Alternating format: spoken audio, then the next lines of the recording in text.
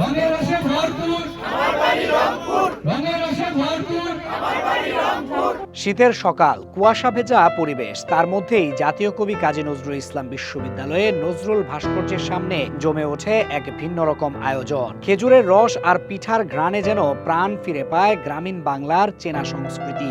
সময় আর ব্যস্ততার কারণে হারাতে বসা এই ঐতিহ্যকে নতুন প্রজন্মের সামনে তুলে ধরতেই আয়োজন করা হয় রস ও পিঠা উৎসব 2026। রংপুর ডিভিশনাল স্টুডেন্টস অ্যাসোসিয়েশনের আয়োজনে সকাল থেকেই শিক্ষার্থীদের ভিড়ে মুখর হয়ে ওঠে উৎসব প্রাঙ্গণ। কেউ দল বেঁধে রসের স্বাদ নিচ্ছেন, কেউ বন্ধুদের সঙ্গে বসে আড্ডায় মেতে উঠছেন। খেজুরের কাঁচা রস ঢেলে দেওয়া হচ্ছে মাটির ভারে, আর পাশে সাজানো রয়েছে নানা রকম পিঠা।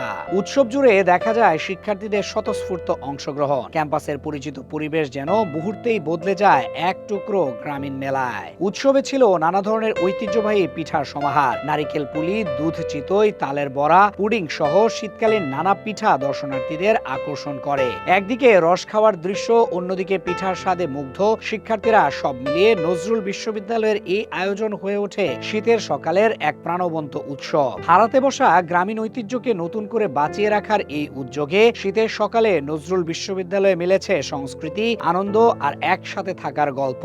গ্রামীণ ঐতিহ্যকে তুলে ধরবার প্রয়াস থেকে রংপুর ডিভিশনাল স্টুডেন্ট অ্যাসোসিয়েশনের এই আয়োজন রস ও পিঠা উৎসব 2026।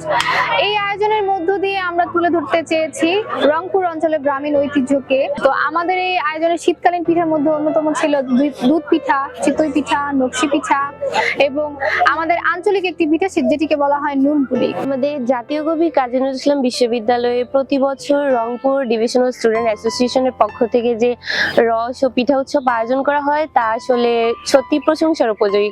শীতের পিঠা আর রস আসলে আমাদের কাছে একটা ঐতিহ্য নয়, এটা আমাদের একটা ইমোশন। ধন্যবাদ। আজকে আমরা মিলিত হয়েছি রংপুর ডিভিশনাল ক্লাবের আয়োজনে রস উৎসবে।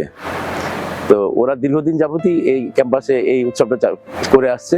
আমার ব্যক্তিগতভাবে এই প্রথম এখানে অংশগ্রহণ করা, তো খুব ভালো লাগলো। রংপুর অঞ্চলে নানান ধরনের পিঠা খেলাম এবং আমি কবে খেজুরের রস খেয়েছিলাম জানি না, আজকে ওদের কল্যাণে একটা রস খাওয়ার সৌভাগ্য হলো। ধন্যবাদ এসব আয়োজন করার জন্য তাদেরকে।